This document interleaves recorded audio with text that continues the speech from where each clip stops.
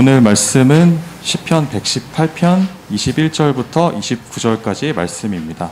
주께서 내게 응답하시고 나의 구원이 되셨으니 내가 주께 감사하리이다. 건축자가 버린 돌이 집 모퉁이의 머릿돌이 되었나니 이는 여호와께서 행하신 것이요 우리 눈에 기이한 바로다. 이날은 여호와께서 정하신 것이라 이날에 우리가 즐거워하고 기뻐하리도다. 여호와여 구하옵나니 이제 구원하소서. 여호와여 우리가 구하옵나니 이제 형통하게 하소서. 여호와의 이름으로 오는 자가 복이 있으며 우리가 여호와의 집에서 너희를 축복하였도다.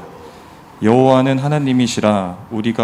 그가 우리에게 빛을 비추셨으니 밧줄로 절기 제물을 제단불에 맬지어다. 주는 나의 하나님이시라. 내가 주께 감사하리이다. 주는 나의 하나님이시라. 내가 주를 높이리이다. 여호와께 감사하라. 그는 선하시며 그의 인자하심이 영원함이로다. 아멘. 예수께서는 십자가를 지시는 사건에 대해 이스라엘 백성에게 버림을 받고 온 세상을 위한 구세주가 되는 사건으로 비유로 말씀하시면서 시편 118편을 인용하셨어요. 이 시편 118편을 예수께서 인용하시는 비유의 내용은 너무나 대단히 소중한 내용이라 마태, 마가, 누가에 다 동일하게 약간씩 내용만 다르게 기록되어 있습니다. 그 중에 원래는 제가 이 말씀을 준비할 때는 너무나 중요한 내용이기 때문에 마태, 마가, 누가를 다 읽으려고 했는데 그러면 여러분들이 좀 지루해하면서 동일한 내용을 왜 목사님께서는 3번이나 그 귀한 설교에 읽으실까 하는 반감이 들 생각이 들어서 마태복음만 읽겠습니다.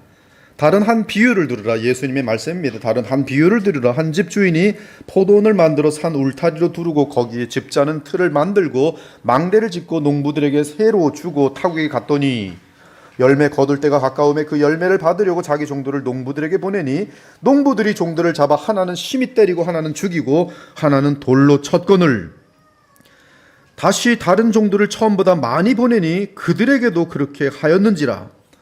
후에 자기 아들을 보내며 이르되 그들이 내 아들은 존대하리라 하였더니 농부들이 그 아들을 보고 서로 말하되 이는 상속자니 자 죽이고 그의 유산을 차지하자 하고 이에 잡아 포도원 밖에 내쫓아 죽였느니라.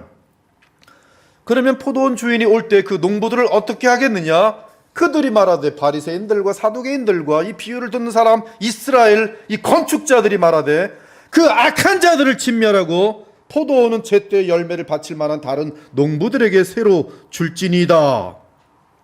예수께서 이르시되 너희가 성경에 건축자들이 버린 돌이 모퉁이의 머릿돌이 되었나니 이것은 주로 말미암아 된 것이요 우리 눈에 기이하도다함을 읽어본 일이 없느냐. 오늘 여러분이 읽으신 시편 118편이 그러므로 내가 너희에게 이르노니 하나님의 나라를 너희는 빼앗기고 그 나라의 열매에 맺는 백성이 받으리라. 이 돌 위에 떨어지는 자는 깨지겠고 이 돌이 사람 위에 떨어지면 그를 가루로 만들어 흩으리라 하시니 대제사장들과 바리새인들이 예수의 비유를 듣고 자기들을 가르쳐 말씀하심인 줄 알고 잡고자 하나 무리를 무서워하니 이는 그들이 예수를 선지자로 알미었더라. 이 비유 속의 그 아들은 하나님의 아들 예수님을 말합니다. 즉 비유를 말씀하신 예수님이 오늘 본문에 집 모퉁이의 머릿돌이 되신 건축자가 버린 돌인 것이. 그러므로 건축자는 예수님 당시 하나님의 뜻을 버리고 자기들 멋대로 유대교를 세웠던 바리새인들과 서기관들입니다. 물론 그들은 모세의 언약과 관련된 자들이었지만 모세의 언약의 참된 취지를 버리고 인간의 욕심으로 하나님의 뜻을 그르쳤던 것이. 그래서 하나님은 아들까지 보내셨건만 그들은 예수님을 버렸습니다. 십자가에 못 박았습니다. 그러나 건축자가 버린 그 돌이신 예수님은 십자가에서 하나님 앞에서 자기 백성들의 죄 문제를 해결해 주시기 위해 속량을 치르셨고 이에 하나님께서 그를 부활 승천시키셔서 하나님 나라의 왕이 되게 하셨습니다. 그리고 그 나라는 유대교를 만든 이 악한 자들로부터 빼앗아 모든 열방 가운데 복음으로 이 땅에서 열매를 맺는 하나님의 나라가 되게 하셨어요. 복음이 열매를 맺는 한 하나님의 나라는 그곳에 있게 될 것이. 이 그리스도의 보혈교회 하나님의 나라가 임재하여 있습니다. 복음이 계속적으로 열리는 한 하나님의 이 표대는 움직이지 않고 한량없는 은혜를 이 교회를 통해서 부으실 것이, 너희는 사도들과 선자들의 터 위에 세우심을 입은 자라 그리스도 예수께서 친히 모퉁이 돌이 되셨느니라. 그의 안에서 건물마다 서로 연결하여 주 안에서 성전이 되어가고 너희도 성령 안에서 하나님이 거하실 처소가 되기 위하여 그리스도 예수 안에서 함께 지어져 가느니라. 하지만 하나님의 모퉁이 돌인 예수 그리스도를 믿지 않는 자들에게는 그들의 죄가 그대로 있기 때문에 하나님의 무한한 진노의 대상입니다. 그들 중에는 건축가들, 즉 바리새인들과 서기관 등 유대교에 속한 자들도 포함됩니다. 이것이 하나님의 공이시니 주 예수께서 자기의 능력의 천사들과 함께 하늘로부터 불꽃 가운데 나타나실 때 하나님을 모르는 자들과 우리 주 예수의 복음에 복종하지 않는 자들에게 형벌을 내리시니 이런 자들은 주의 얼굴과 그의 힘의 영광을 떠나 영원한 멸망의 형벌을 받으리로다. 형제들아, 유대인은 주 예수와 선자들을 죽이고 우리를 쫓아내고 하나님을 기쁘시게 하지 아니하고 모든 사람에게 대적이 되어 우리가 이방인에게 말하여 구원받게 함을 그들이 금하여 자기 죄를 항상 채우매 노하심이 끝까지 그들에게 임하였느니라. 그러나 믿는 자에게는 건축자가 버린 그리스도는 하나님의 능력과 지혜, 유대인은 표적을 구하고 헬라인은 지혜를 찾으나 우리는 십자가에 못 박힌 그리스도를 전하니 유대인에게는 거리끼는 것이요 이방인에게는 미련한 것이로되 오직 부르심을 받은 자들에게는 유대인이나 헬라인이나 그리스도는 하나님의 능력이요 하나님의 지혜니라. 이것이 시편 118편에 지니고 있는 성경 전체에서의 복음 중심적인 의미입니다. 그러면 이 본문을 자세히 살펴보도록 하겠습니다. 먼저 이 시의 저자는 누구입니까? 우리는 이 시편이 이 시의 저자를 말하지 않기 때문에 누군지 알 수 없습니다. 하지만 분명히 예수 그리스도를 예표하는 점에서 이 시의 저자는 이스라엘 왕 다윗인 것을 알 수 있어요. 다윗 왕 외에 이렇게 정확하게 예수 그리스도를 예표하는 왕은 다른 왕이 없습니다. 그러므로 이 시는 다윗 왕의 시라고 우리가 추측해 볼 수 있어요. 즉 시편 118편의 저자는 다윗이고 다윗의 영에 그리스도께서 함께 하심으로 성경에 실리는 이 시를 지은 것입니다. 그러므로 이 시는 결국 구약의 때에 다윗을 통해 우리 주 예수 그리스도께서 지으신 시라고 해도 과언이 아닙니다. 이에 시편 118편에 1인칭 주어 나를 예수 그리스도로 바꾸어서 읽어도 118편 전체가 전혀 하자가 없어요. 그런 시편들은 상당히 많이 있습니다. 그러므로 캠벨 몰가는 시편 118편을 주의하기를 이 시는 그리스도의 시다. 이 시는 그리스도의 승리의 노래다. 이 시는 그분의 여호와의 종이시며 완벽한 제사장 되시고 주의 백성의 진정한 왕으로서 지으신 시이다. 시편 118편의 노래가 예수님의 유월절의 노래로서 얼마나 완벽한가라고 말했어요. 그렇습니다. 예수께서 십자가에 죽으시기 전의 상황과 그 이후에 발생할 일들에 대한 예언이 이 시에 고스란히 담겨 있습니다. 물론 구약이든 신약이든 그리고 예수께서 부활 승천하셔서 만유의 주가 되신 이후든 참으로 하나님의 나라를 위해 빛 가운데 살려고 하는 자들은 어둠과 다투게 되면서 시편 118편을 노래하게 되는 때가 얼마나 많은지 몰라요. 여러분들이 참으로 빛에 서서 그리스도께 속하여 거짓과 더러움과 괴술과 모든 죄악 가운데 싸우고자 할 때 여러분의 많은 어려움이 임하게 돼 있고 그때마다 시편 118편을 읽는다면 여러분에게는 한량없는 위로가 곧바로 임하도록 돼 있어요. 왜? 이 시는 예수님의 죽으심과 버려지심과 그러나 하나님께서 그를 신원하여 주시는 영광이 함께 담겨 있기 때문인 것이. 이에 종교개혁의 주인공인 마르틴 루터가 가장 좋아하는 시편 중에 하나가 시편 118편이었어요. 그는 자신의 상황이 어쩜 이렇게 완벽하게 이 시에 담겨 있는가 하면서 이 노래를 읽으면서 무한한 힘과 위로를 얻었어요. 왕들과 교황 앞에서 낭떠러지 앞에 서 있는 것처럼 언제든지 사형을 당할 수 있는 이 마르틴 루터의 위기 가운데 계속 그리스도를 의지하며 이 노래를 부르면서 진리로 승리한 것이에요. 여러분들이 마틴 루터의 이 각오와 마음이 심긴 노래가 있는데 585장 같이 한번 해보도록 합시다. 이 585장과 오늘 시편 118편은 상당히 많이 연결되어 있어요. 585장.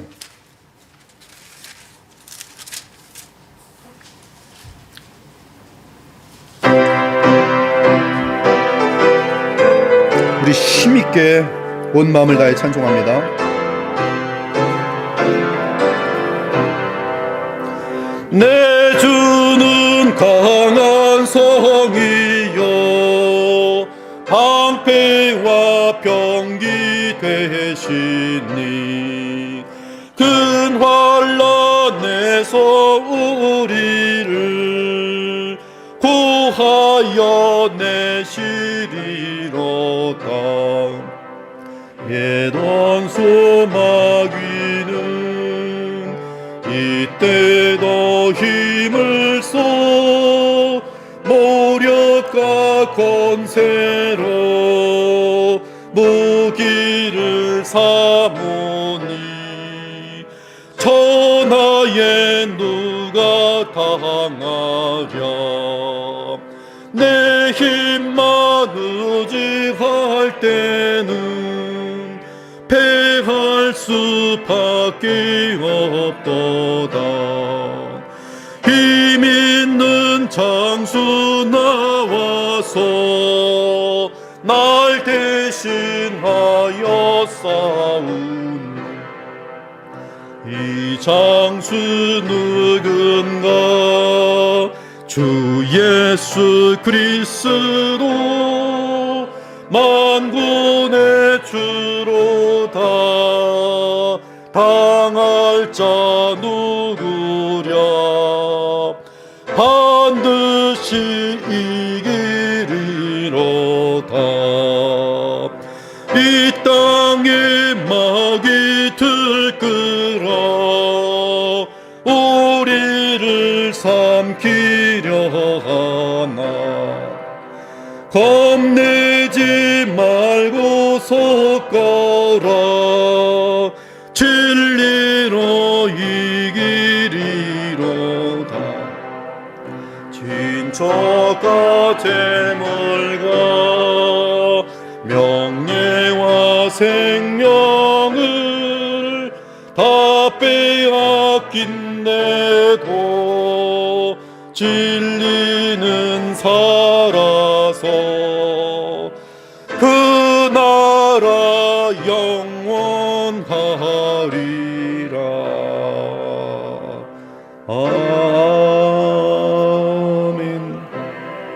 지금 이것이 118편의 분위기예요. 먼저 분위기를 여러분이 아셔야지 이 말씀을 상세하게 연구해서 들어갈 수가 있는 것이. 이제 1절에서 4절을 보면 시인은 이스라엘에게 또 아론의 집에 그리고 여호와를 경외하는 모든 자들에게 주를 찬양할 것을 촉구합니다. 찬양의 내용은 그는 선하시며 그의 인자하심은 영원하다는 것이. 그는 선하시며 그의 인자하심은 영원하다.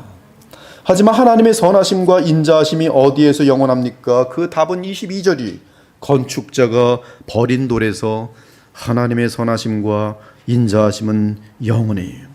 하나님의 선하심과 인자하심은 어떻게 나타났습니까? 시편 118편은 여호와 하나님께서 건축자의 버린 돌을 믿는 자들을 구원하여 주시고 그들의 산성이 되어 주시는 것으로 나타났어요. 즉 건축자의 버린 돌을 통해 여호와 하나님의 오른손이 권능을 나타내셨습니다. 그 권능은 의인들의 장막에 속한 자들을 살리시고 다시 일으키시는 권능이, 여러분들이 건축자의 버린 돌에 속하여 의인의 장막에 있다면 하나님께서는 그를 살리신 권능의 손으로 여러분을 어떤 상황에서든지 마르틴 루터를 붙들어 주시는 것처럼 붙들어 주신다, 이 말씀이. 의인들의 장막에는 기쁜 소리, 구원의 소리가 있으며 여호와의 오른손이 권능을 베푸시며 여호와의 오른손이 높이 들렸으며 여호와의 오른손이 권능을 베푸시는도다. 내가 죽지 않고 살아서 여호와께서 하시는 일을 선포하리로다. 사랑하는 여러분, 하나님은 권능과 공의의 하나님이십니다. 따라서 그분의 정직하심과 공의하심 앞에 모든 피조물은 찬송할 수밖에 없어요. 하지만 하나님은 그리스도 안에서 택한 자들에게 무한하게 선하시며 그의 인자하심은 영원합니다.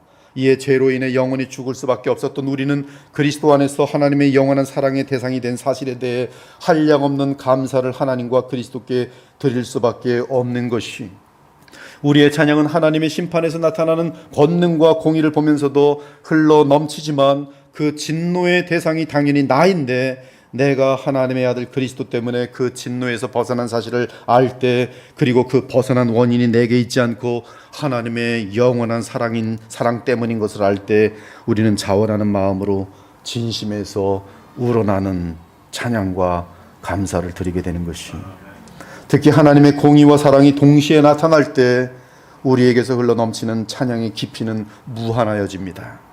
악인이 끝없이 못된 짓을 하며 나를 박해할 때, 의인들을 죽일 때, 내가 억울한 고통 가운데 있을 때 나는 인내하며 오직 주 여호와 하나님을 믿고 기다리고 있는데, 어느새 주께서 때가 참에 악인들을 심판하시고 우리를 긍휼히 여기시며 안아주실 때, 우리는 주의 품에 안기며 너무나 감사한 마음 가운데 주의 공의와 그분의 선하심과 인자하심을 체험하면서 흐느끼며 감사하게 되는 것이, 지금 그런 감사가 오늘 본문의 시편 118편인 것이.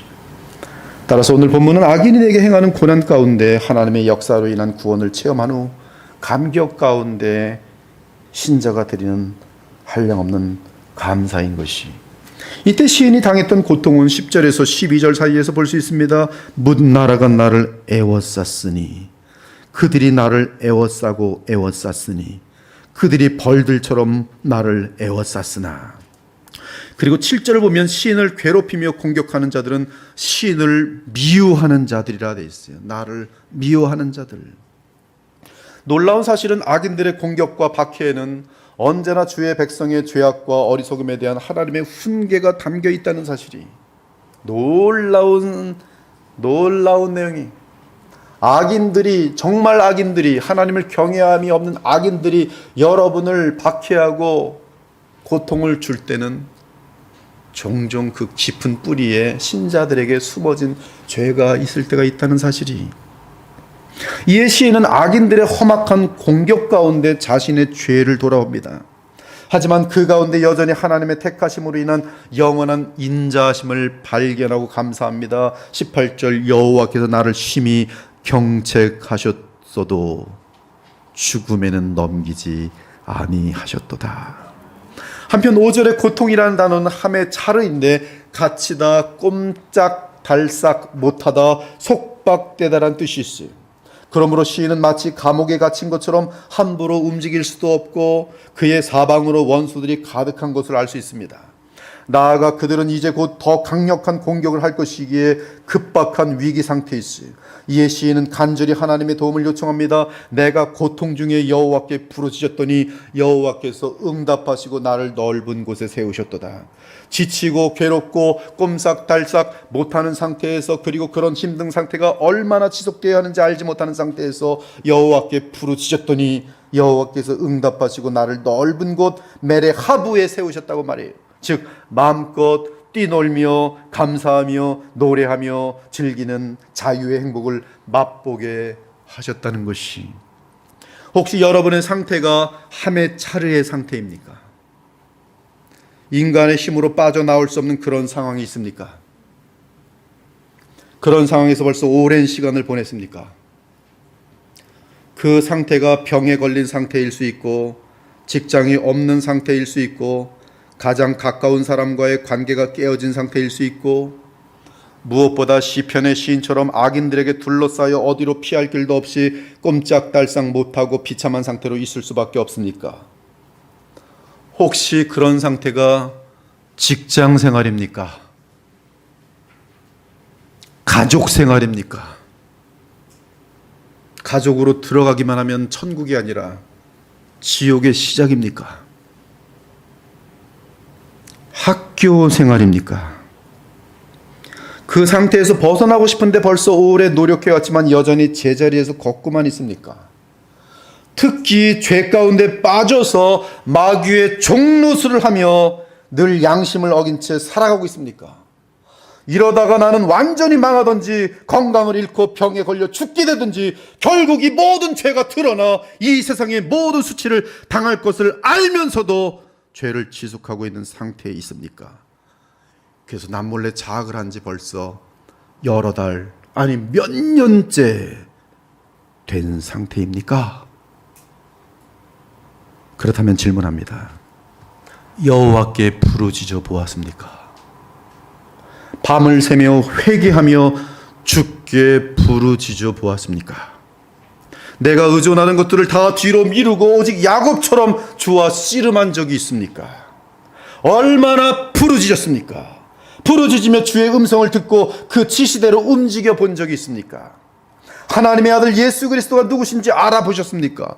죽도록 성경을 붙들고 읽어 본 적이 있습니까? 오직 하나님만이 우리 인간의 모든 불행의 원인인 죄 문제를 해결해 주신다는 사실을 믿으십니까? 죄 문제가 해결되면 만사 형통인 사실을 믿으십니까? 오늘 시인은 말합니다. 여호와는 나의 능력과 산성이시요 또 나의 구원이 되셨도다.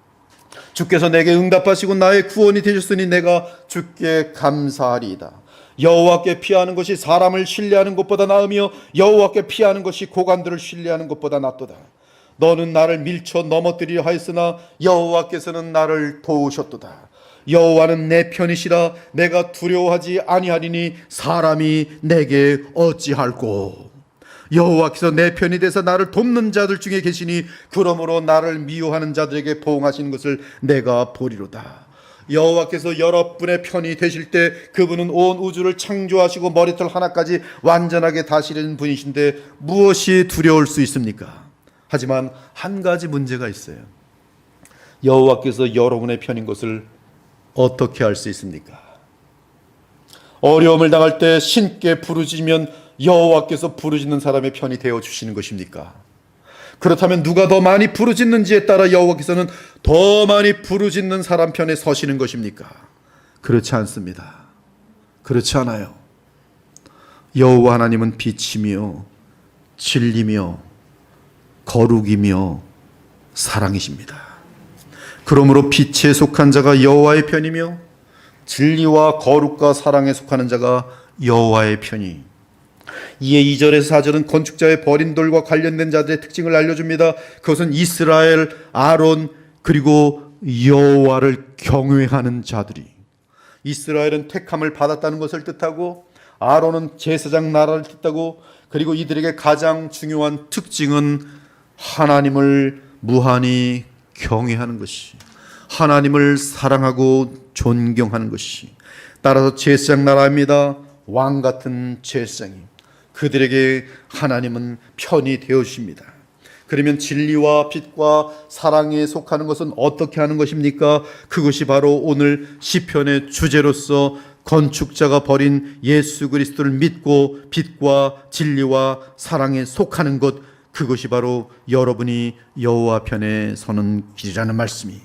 이를 다르게 말하면 그리스도 안에서 여러분은 그분의 자녀가 되므로 하나님은 여러분의 아버지로서 여러분의 편에 설 수밖에 없으시다는 것이.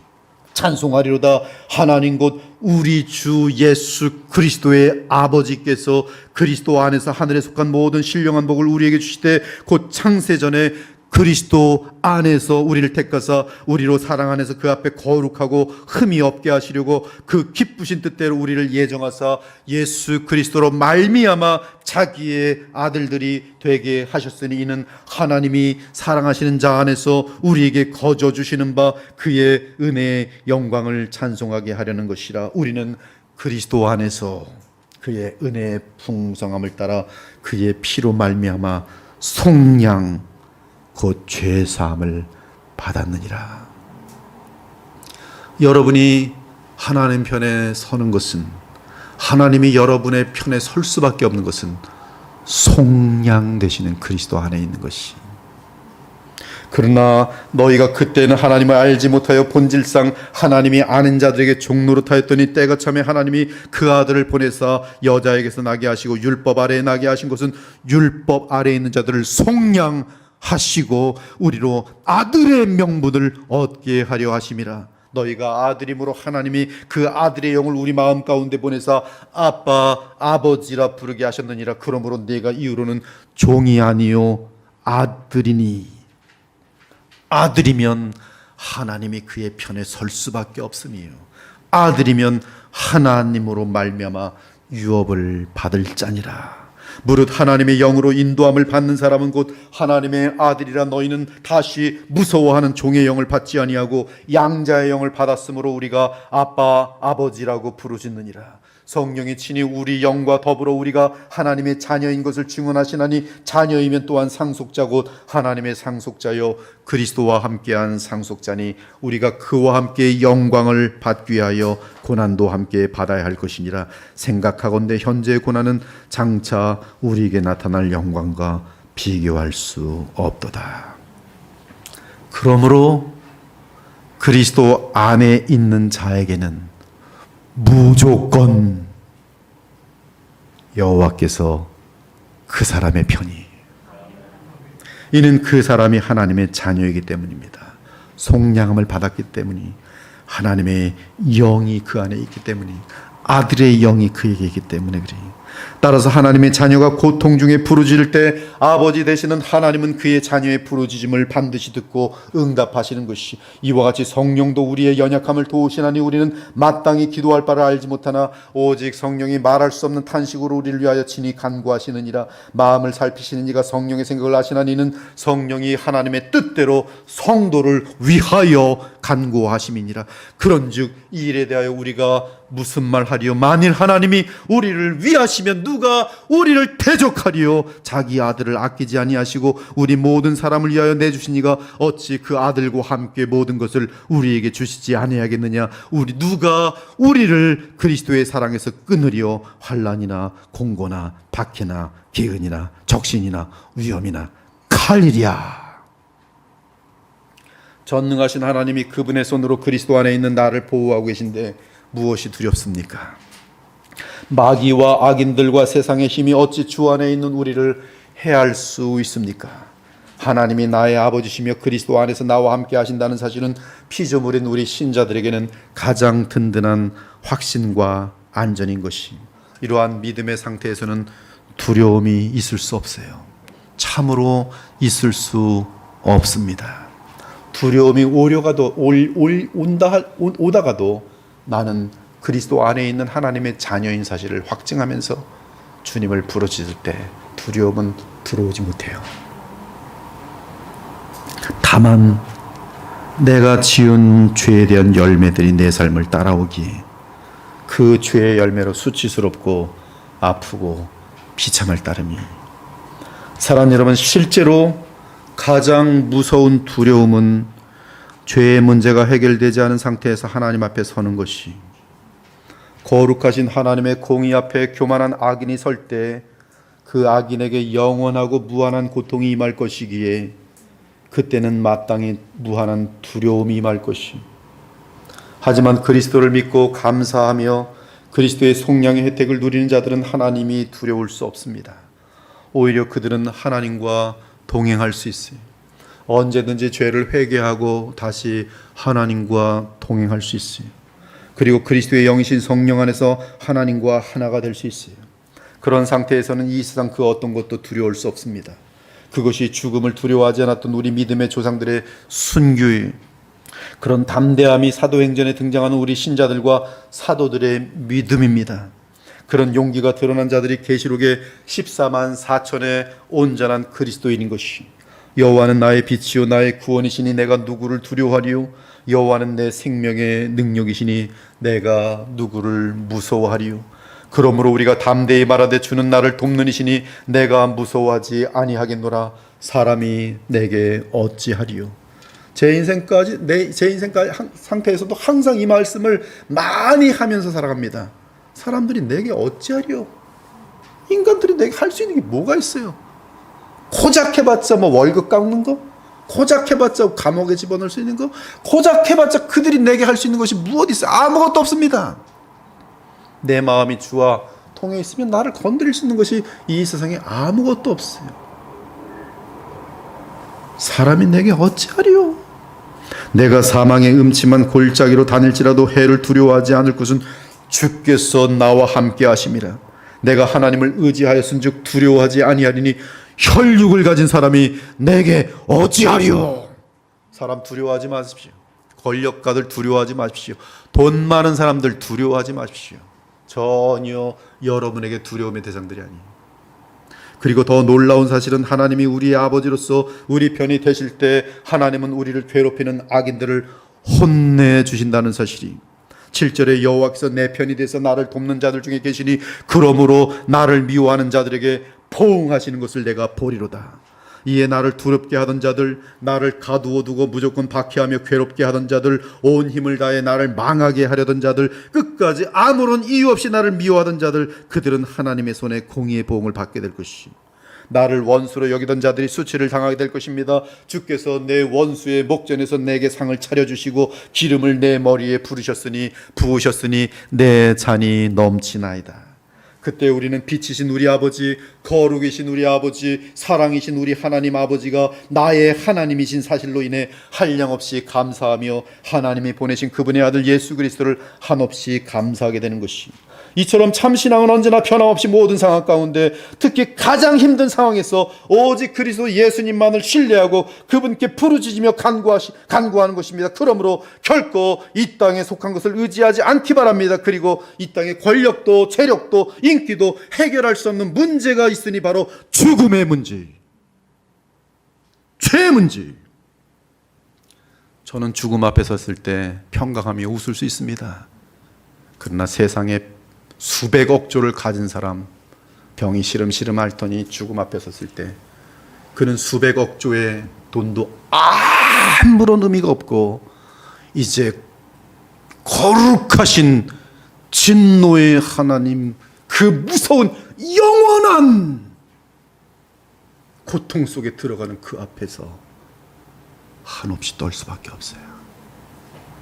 권력가들도 마찬가지, 세상의 인기를 누리던 자들 마찬가지. 그들이 만약에 그리스도 안에서 하나님과의 교통이 없다면 죽음 앞에서 가장 무섭고 가장 공포스럽고 영원한 멸망, 영원한 불못에 떨어지는 그 앞에 서게 되고 죽음과 함께 실제로 지옥에 떨어지는 것이, 지옥에 떨어지는 것이, 지옥에 떨어지는 것이요. 지옥을 농담으로 여기지 마십시오. 지옥이 없다면 교회 다닐 필요 없습니다. 예수 필요 없습니다. 성경 필요 없습니다. 하나님도 계시지 않습니다. 마음대로 사시고 마음대로 속이고 더 많이 죄를 짓고 더 악행이십시오. 지옥이 없다면 무슨 의미가 있습니까? 마음껏 죄만 짓고 모든 사람 죽여도 됩니다. 히틀러가 돼도 됩니다. 무엇이 두렵습니까? 하나님이 없다면. 그러나 하나님 살아계세요. 하나님 살아계세요. 이 시대에 현대인들의 기고만장함은 끝이 없어요. 그러나 죽음 앞에 설 때 아무 힘이 없어요. 아무 힘이 없습니다.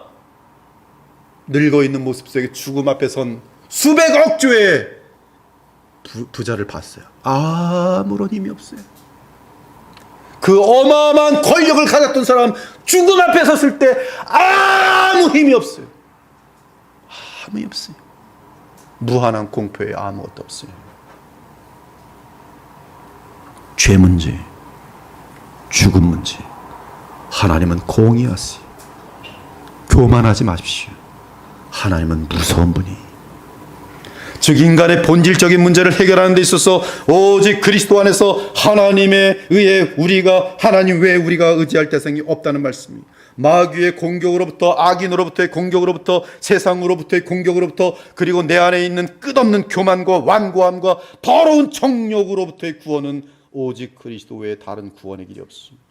그리고 실제적인 현실 속에서 주의 나라를 위협하는 모든 것에 대한 승리의 비결 역시 그리스도와 우리 주 하나님 외에 다른 길이 없습니다. 오직 그리스도를 의지할 때 성령께서 역사하심으로 하나님의 나라의 승리가 우리의 삶 가운데 찾아오는 것입니다. 이 교회에 찾아오는 것입니다. 교회를 통하여 이 사회의 빛을 발하는 것이. 그러므로 언제나 쉬지 않고 기도하며 여호와 하나님이신 그리스도를 믿고 신뢰함으로 하나님의 능력으로 살아갈 수 있기를 바라는 것이. 이제 10절부터 14절까지는 신자들이 이 땅에서 빛의 원수들, 진리의 원수들, 하나님의 원수들, 그리스도의 원수들, 복음의 원수들을 향해 승리하는 비결을 알려줍니다. 그것은 여호와의 이름이, 내가 여호와의 이름으로 그들을 끊으리로다. 새 언약으로 말하면 그리스도 예수의 이름이. 우리는 성경에서 이름이 무엇을 의미하는지 잘 배워서 알고 있어요. 악한 어리석은 신자들 중에는 이 이름 얘기하면 이름을 마술로 바꾸러 부르는, 마술로 수리수리 마술이 뭐 참깨 열려라, 내가 그리스도의 이름으로 명하는 거 어떻게 알아? 그것은 지금 마술하고 있는 거예요. 그리스도의 이름으로 마술할 때 그것처럼 악한 일이 어디 있습니까? 이름을 사용한다는 건 그런 뜻이 아니에요.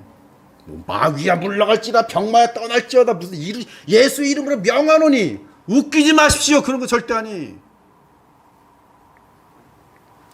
우린 성경에서 이름이 무엇을 의미하는지 잘 배워서 알고 있습니다. 이름은 그 이름을 지닌 대상이 누구인지, 무엇을 하셨는지, 그리고 그분이 하신 일이 내게 어떤 영향을 가져다 주는지와 맞물려 있어요. 그러므로 여호와의 이름이란 여호와가 누구신지 그분의 성품을 알아가는 것이요, 여호와께서 무슨 일을 하셨는지, 그리고 그분이 하신 일이 내게 어떤 영향을 가져다 주는지를 아는 것을 뜻합니다. 구약에서 여호와는 모든 민족들 가운데 하나님과 언약을 맺은 아브라함과 이삭과 야곱의 하나님을 뜻합니다. 신약에서는 이 땅에 사람으로 오신 여호와 하나님, 즉 예수 그리스도와 언약을 맺은 참된 그리스도인의 주 퀴리오스, 예수님을 뜻해요. 그리고 이 이름을 의지한다는 것은 그분이 행하신 일을 기억하고 그분이 나와 함께 하심을 믿으며 그분이 이루실 장래의 약속을 소망하면서 그분만을 의지하는 것이. 이때 우리의 신뢰는 성경의 약속을 붙들고 기도를 드리며 주의 지시에 따르는 것으로 나타날 것이. 사랑하는 여러분, 우리는 이 세상을 기도를 통해 여호와 하나님의 이름으로 이길 수 있습니다. 즉 끊을 수 있습니다. 악령들의 힘을 끊어낼 수 있고 여리고성 같은 악인들의 성체를 무너뜨릴 수 있으며 그 가운데 우리는 오직 선한 백성의 나라를 든든히 세워나갈 수 있습니다.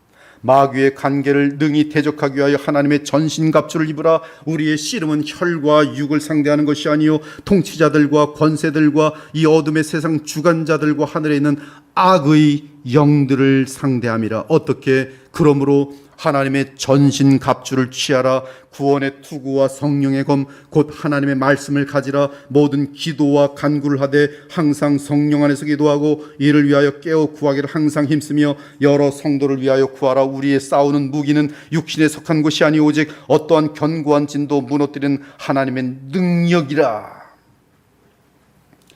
그런데 놀라운 것은 이것이 마술 게임이 아니란 말씀이에요. 지금 이 전신갑주를 취하고 구원의 투구와 성령의 검 곧 하나님의 말씀을 가지고 모든 기도와 간구를 하되 항상 성령 안에서 기도하면서 이 육신에 속한 무기가 아닌 영적인 무기를 취할 때 나타나는 그 승리의 실체의 힘, 그것은 뭐냐면 성도의 성품과 삶이에요.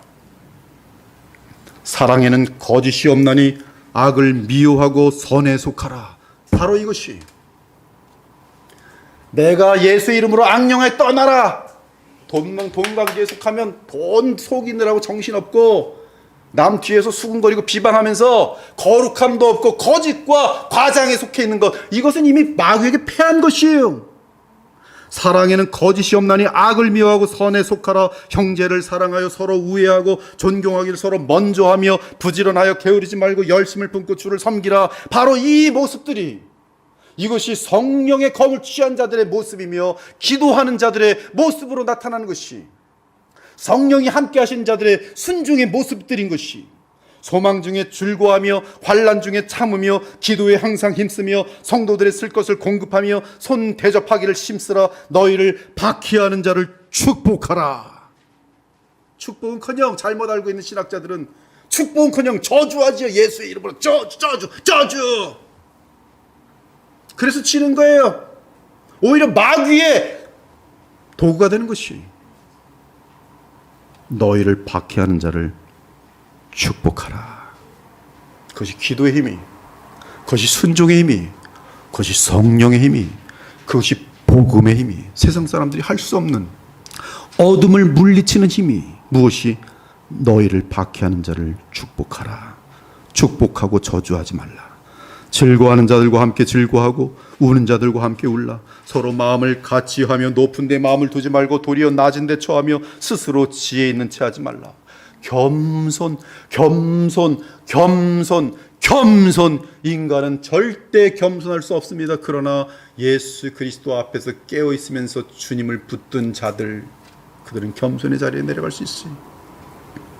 아무에게도 악을 악으로 갚지 말고 모든 사람 앞에서 선한 일을 도모하라. 할 수 있거든 너희로서는 모든 사람과 더불어 화목하라. 내 사랑하는 자들아, 너희가 친히 원수를 갚지 말고 하나님의 진노하심에 맡기라. 기록되었을 때 원수 갚는 것이 내게 있으니 내가 갚으리라고 주께서 말씀하시니라. 내 원수가 줄이거든 먹이고 목마르거든 마시게 하라. 악에게 지지 말고 선으로 악을 이기라. 이것이 악을 끊어내는 복음의 능력이, 주의 이름으로 명하노니 마귀야 물러가라가 아니고 마귀가 악으로 다가오는데도 나는 그에게 위에서 기도할 수 있고, 주여 저 영혼이 회개하고 주님을 믿도록 도와주옵소서. 그에게 선을 행할 기회가 있으면 여전히 친절하고 참아주면서 또 내게 나가는 것은 예수님의 아름다운 모습밖에 없는 것이, 그것이 죄를 끊는 것이, 그것이 악을 이기는 것이, 그것이 크리스찬들이 이 땅에 살아가는 능력이. 사랑하는 여러분, 이처럼 빛의 삶은 마귀의 세력을 물리치는 실제 힘입니다. 악에 속한 자들과 악의 세력은 언제나 우리를 밀쳐 넘어뜨리려 할 것입니다. 그리고 그 싸움은 주 예수 그리스도께서 재림하시는 그날까지 쉬지 않을 것입니다. 그러므로 방심하면 안 돼요. 근신하라, 깨어라. 너희 대적 마귀가 우는 사자같이 돌아다니며 삼킬 자를 찾나니 너희는 믿음을 굳건하게 하여 그를 대적하라. 이는 세상에 있는 너희 형제들도 동일한 고난을 당하는 줄 알미라. 오, 사랑하는 여러분, 의인에게 속한 삶이 얼마나 기쁨이 넘치고 감사하는 삶인지 아십니까? 주께서 우리의 양심을 지켜주시고 죄와 악에게 승리하게 하시며 세상에 물들지 않게 하심이 얼마나 귀한지 아십니까? 정직을 지키고 순결을 지키며 세상의 더러움에 휩쓸리지 않은 삶이, 그것이 복음의 능력인데, 그렇게 자신이 다 불의하고 부정한 사람들인데 순결을 지켜낼 수 있는 힘. 미국에서는 이 성이라는 것이 스포츠예요, 스포츠.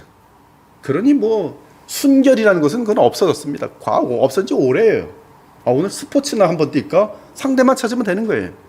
근데 지금 한국도 뭐 별다르지 않아요, 지금 이제. 순결. 근데 크리스찬들도 마찬가지예요. 순결, 무슨 순결?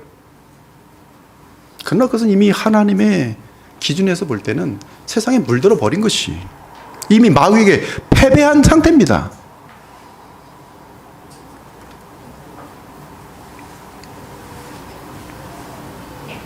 그러므로 시인은 무한한 찬양을 주께 돌립니다. 19절, 내게 의의 문들을 열지어다. 무슨 문? 의의 문. 불의가 아니, 더러움이 아니, 의의 문들을 열지어다. 내가 그리로 들어가서 여호와께 감사하리로다.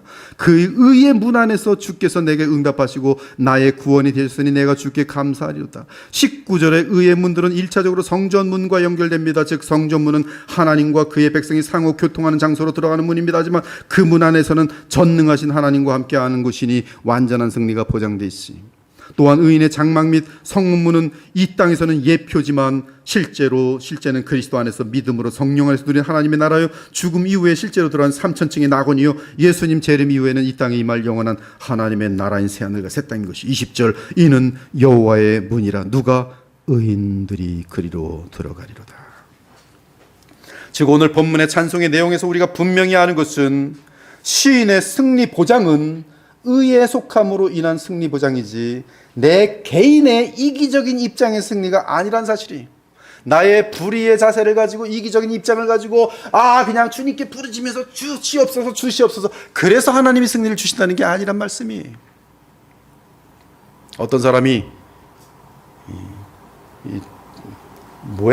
이렇게 뭐 도박장에 가서 하도 돈을 잃으니까 계속 기도하는 거예요. 주여 이 앞서서 도박장에 가서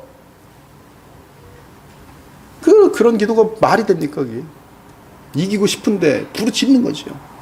새벽에 와서 오늘 도박장에 가서 그동안 잃은 거 다 따면 인생 청산하고 돼가지고 열심히 예수님 믿겠습니까? 믿새끼 이런 사람이 많아요. 불이 가운데 있으면서 뭘 기도를 열심히 하는지. 그런 것이 아니란 말이.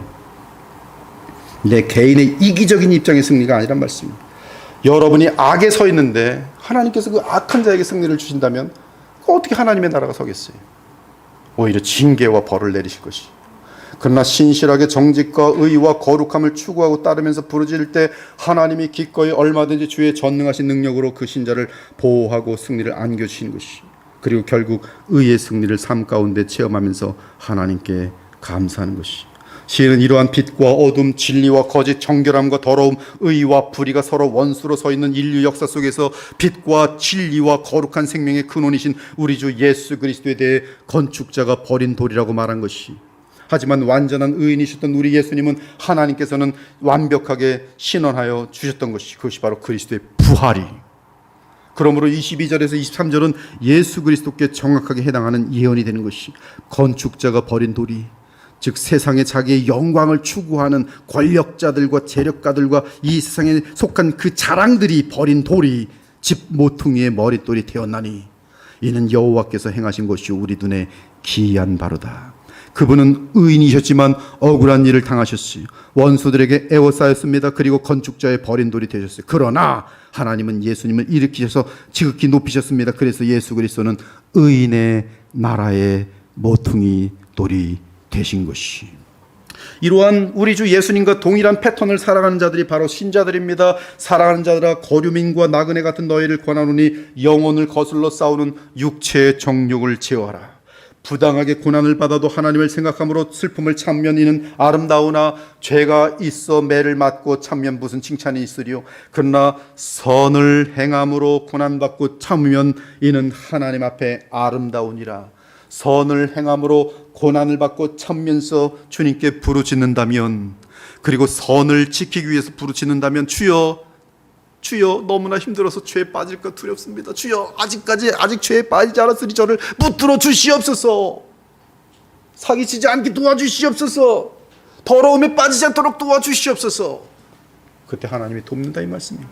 그리고 자신의 거룩함과 정결함과 정직과 성실함을 유지하고 나서 보면 내 힘이 아닌 그리스도의 힘으로 딱 버티고 있는 나를 볼 때 하나님께 찬송과 영광. 그 마음속에 뭐가 있을까요? 그 마음속엔 평강.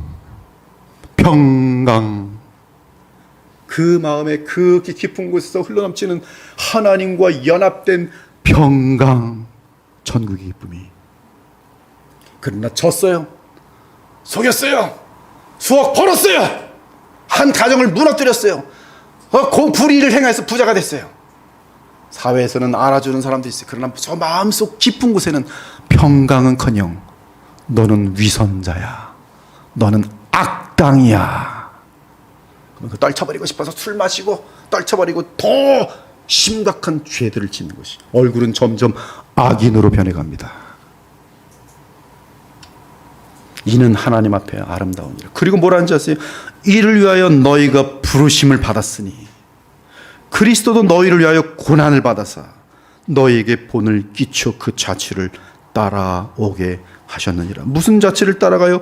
그는 죄를 범하지 아니하시고 그 입에 거짓도 없으시며 욕을 당하시되 맞대어 욕하지 아니하시고 고난을 당하시되 위협하지 아니하시고 오직 공의로 심판하시는 이에게 부탁하시며 친히 나무에 달려 그 몸으로 우리의 죄를 담당하셨으니 이는 우리로 죄에 대하여 죽고 의에 대하여 살게 하려 하심이라. 너희가 전에는 양과 같이 길을 잃었더니 이제는 무엇을 위하여 살아야 할지 분명히 알 수 있도록 너희의 영혼의 목자와 감독자가 되셨도다. 우리가 예수를 믿는다면 어떻게 살라는 말씀이? 불의한 이 세상 속에서 끝까지 의를 지키고, 더러운 이 세상 속에서 끝까지 정결을 지키고. 목사님, 저는 그게 안 돼요. 그렇기 때문에 어떻게 해야 돼요? 부르짖어야 돼요. 그렇기 때문에 어떻게 돼야 돼요? 예수께 나와서 하나님을 만나야 돼요. 그것밖엔 답이 없어요. 여러분 스스로 죄를 이길 수 없어요. 여러분 스스로 그 죄의 결과들을 이겨낼 수 없어요. 그리고 죄를 이겨내지 못한 자들마다 죄의 열매를 평생 먹도록 되어 있어요. 이것은 예외가 없어요. 젊었을 적에 지은 죄악들 때문에 여러분 20년 후에 그 죄악의 열매들을 먹을 것입니다. 어렸을 적에 잘못된 것들 때문에 많은 후에 열매를 먹게 될 것입니다. 그러나 여러분들이 믿음으로 행한 것들마다 다시 풍성한 열매를 맺어서 의의 열매를 맺게 될 것입니다. 그래서 의를 행하는 것들이 점점 많아지면 뒤로 인생이 갈수록 인생 끝에는 더욱더 하나님의 나라를 풍성히 누리는 삶이 되어지는 것이, 그러므로 지금도 늦지 않았으니 죄의 길에서 벗어나서 지혜롭게 의의 길로 오셔야 되는 것이, 그것을 위해서 우리 예수님도 이 세상에서 버림을 받으셨지만 하나님이 신원하셔서 하나님이 그를 영화롭게 하셨어요. 예외가 없습니다. 여러분들이 이 세상에서, 왜냐하면 다수거든요. 어둠이 더 커요. 그러나 빛으로 살아가는 자들은 소수인 것 같지만 그 빛의 힘은 어둠을 무한히 이길 수 있어요. 하나님께서 그를 승리하게 하시고 그가 신실하게 주님을 바라보면서 빛에 있는 한 하나님은 그 빛의 능력을 그를 통해 나타나심으로 말미암아 여러분의 삶 주변에 놀라운 빛의 역사들이 나타나게 될, 그것이 바로 복음의 역사예요. 그것이 복음을 전하는 자들의 삶인 것이에요. 아무리 예수님 전하라고 말만 하면 뭐합니까? 삶은 더러운데, 악으로 가득 찬데, 돈뿐이 모르는데, 권력만 잡으려고 하는데 무슨 예수님을 믿으라 그래요? 지금은 권력 잡는 게 누구냐에 따라서 크리스찬들이 A, B로 나뉘어져 있어요. 윤팀, 이 팀 다 나눠져 있어요. 관심 없어요. 누가 권력 잡느냐.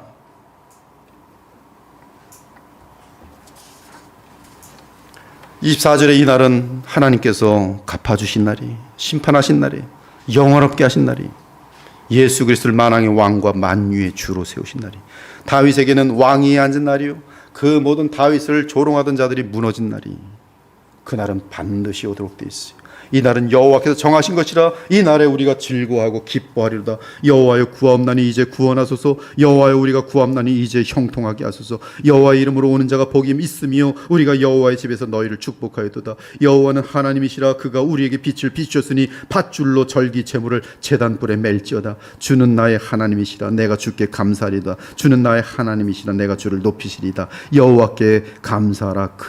그는 선하시며 그의 인자하심이 영원함이로다. 너희가 이방인 중에서 행실을 선하게 가져 너희를 악행한다고 비방하는 자들로 하여금 너희 선한 일을 보고 오시는 날에, 하나님께서 어느 날 해결해 주신 날에 그들이 회개하고 돌아오든지 아니면 그들은 너희 앞에서 수치와 부끄러움을 당하고 망하게 될 것이다라고 하나님은 약속하고 계세요. 오히려 너희가 그리스도의 고난에 참여하는 것으로 즐거워하라. 이는 그의 영광을 나타내실 때 너희로 즐거워하고 기뻐하게 하려 함이라. 여호와의 영광이 나타난 날이 반드시 있습니다. 그때 그 영원한 즐거움과 영원한 기쁨에 동참하는 자가 영원히 복 있는 자들이, 너희가 그리스도의 이름으로 치욕을 당하면 복 있는 자로다. 영광의 영 곧 하나님이 영이 너희 위에 계심이라. 너희 중에 누구든지 살인이나 도둑질이나 악행이나 남의 일을 간섭하는 자로 고난을 받지 말려니와 그리스도인으로서 의 가운데 의를 행함으로 고난을 받으면 부끄러워하지 말고 도리어 그 이름으로 하나님께 영광을 돌리라. 그러므로 하나님의 뜻대로 고난을 받는 자들은 또한 선을 행하는 가운데, 이 진행형이 계속 선을 행하는데 낙심하지 말고 계속 선에만 빛에만 거하도록 힘써라. 너 힘 가지고 안 되니 계속 그리스도 안에서 하나님과 교통하라. 부르짖으라. 그리고 그 선에 계속 거하다 보면 모든 것들이 지는 것 같지만 하나님이 나타나신 날에 영원한 승리를 안겨주시겠다는 것이, 그 승리를 맛본 자들의 노래가 오늘 노래 1절에서 4절 그리고 29절이 여호와께 감사하라. 그는 선하시며 그의 인자심이 영원함이로다. 이스라엘은 말하기를 그의 인자심이 영원하다 할지로다. 아론의 집은 말하기를 그의 인자심이 영원하다 할지로다. 여호와를 경외하는 자는 말하기를 그의 인자심이 영원하다 할지로다. 그리고 마지막 절 여호와께 감사하라. 그는 선하시며 그의 인자심이 영원함이로다.